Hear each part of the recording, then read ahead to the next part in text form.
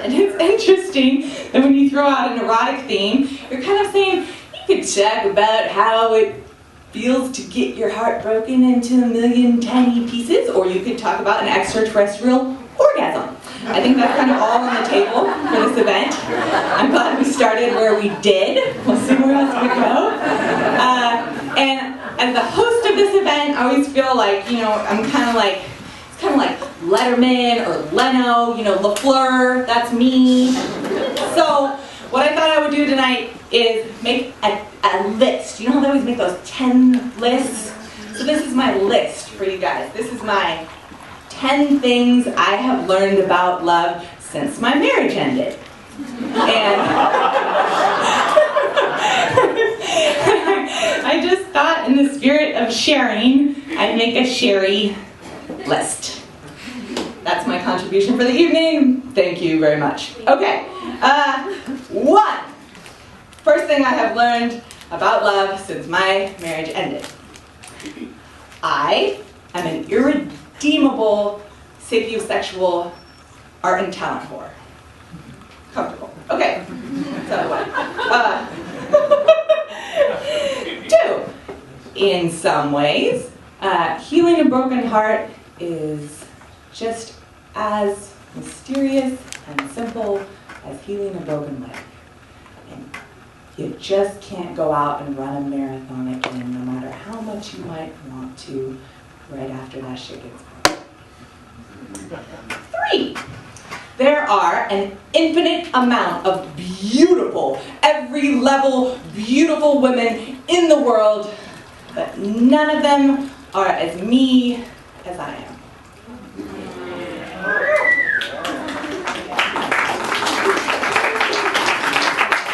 None of them are as you are. So, your brain ever tries to be like, well, why would anyone hang out with me when there's so many other beautiful people in the world?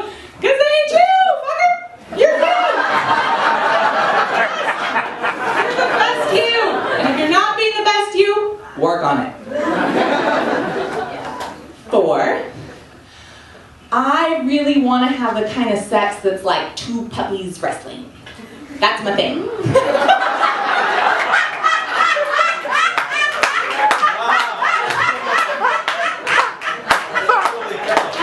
Everyone has their things that they like, and that's what I like. And I've had some time to kind of work that out and discover that. And it's important that you know that, and then it's important that you find another puppy, because this is a metaphor too, just so you know. You know, because like I don't want like a big dog, like I don't want to just be dominated or constantly like, oh, like, okay, you always want to just, you know, win and I'm just spiky collar, I don't do that. But also, I don't want to have sex with a kitten either, you know what I mean? Like, hey, you know, they're just like, or else they're just like too cute and too soft. I'm not into that either. So like puppies, you know, because puppies, it's like it's a little rough, but oh, it's just playful. You know, the skin never gets broken, but you know, and sometimes they're on top, and it's just oh, it's such good fun, and there's so much tussling and ear biting and. I know, I really think that's where it's at for me. And I'm not a big dog, and I think no matter how old I get, like I will never be a big dog, you know? And like, I think that I hope in sex that what I might lack for in like, I don't know, true like dirtiness or skill, like I might make up for it in enthusiasm.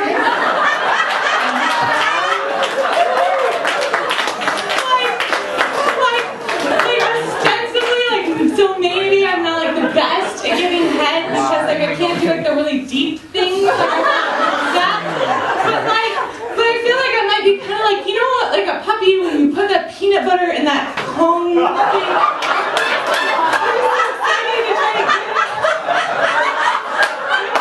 They don't just do that for a long time because they're just so gentle.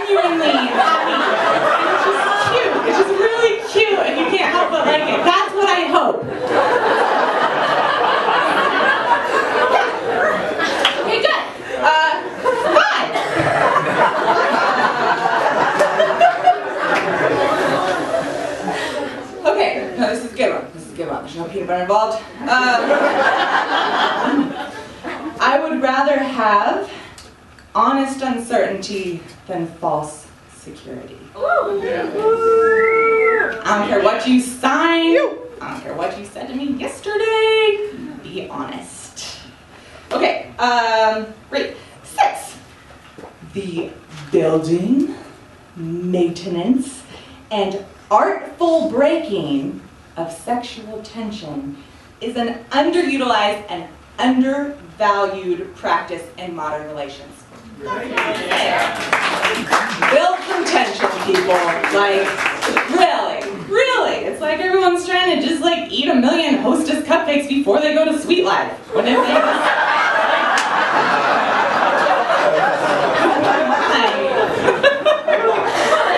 just could keep it together, you know? You could have some cheesecake, some pizza.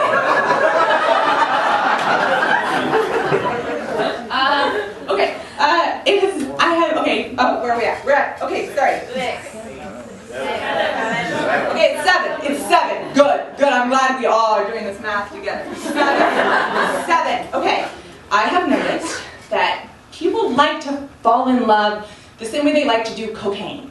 And I get that, you know, that's exciting. And you get Twitter-pated and you're up all night and you're just like, yes, I feel like the world is just so alive right now. And I'm having so many thoughts and I'm so beautiful and that was amazing, right? You know, and it's just very consuming. But then there's also like a next day. And you know, and that's what it is, that quick part of falling over. Your mind can't even conceive of anything else.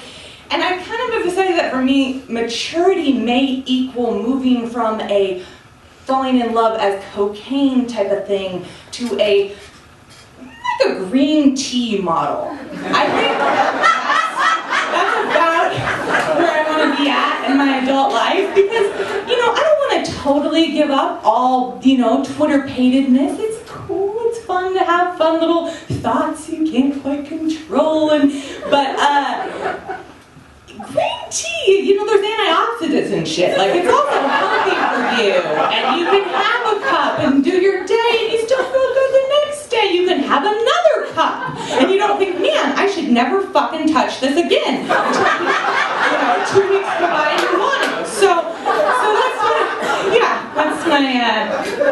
that's my thought on that. Okay, very good. Okay, 8. Providence likes to make out with patience. When you are auditioning someone for a role in your life, I do some theater, so I like theater metaphors. When you're auditioning someone for a role in your life, you have to be very careful that your desire to fulfill that role does not trump the other important considerations for casting. It's not just about filling the roles and holes, people. It's what you're filling it with. Okay. Okay, 9. I'm going to have to actually read this to you. Okay, so 9. I don't exactly know what I believe about God and divinity, but I'm really clear and firm in my belief in Dr. Seuss. And yes, and Dr. Seuss says, and you guys have probably heard this before, but if you haven't, like, you should, so I'm glad we're going to do this now and the rest of your life can then go on better. Okay, so Dr. Seuss says, we are all a little weird, and when we find someone whose weirdness, start over, hold on, we have to get this just right. Okay, we are all a little weird, and life's a little weird. And when we find someone whose weirdness is compatible with ours, we join up with them in mutual weirdness, and we call it love.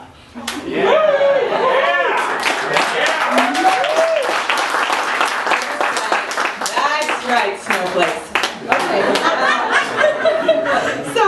So number 9 is that I'm looking for someone whose many personal paradoxes, and there will have to be many, puzzle piece with mine in such a delightfully symmetrical way that I have no other choice but to believe in some form of God or divinity.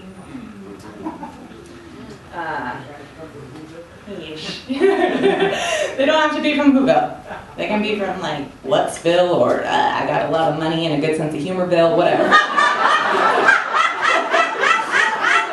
That's gonna work fine. Okay, number 10. 10th and final thing. The world needs more lovers. Because there are plenty of fuckers. There's plenty of like, hey baby, I wanna fuck you in one way or another, and then plenty of like, no, really? Okay, well fine, then fuck you. There's plenty of that going on. But I don't think there's truly enough people saying love, like in the biggest sense. Love, make me an instrument of thy will. And I'm glad that you're all here tonight, and I think that we can take that attitude on together. And I so appreciate you all being here, and preemptively I'd like to thank you all for what you're going to share tonight, for the receptivity that you have, for the poets and the speakers who have been up here already and who will continue to grace our stage.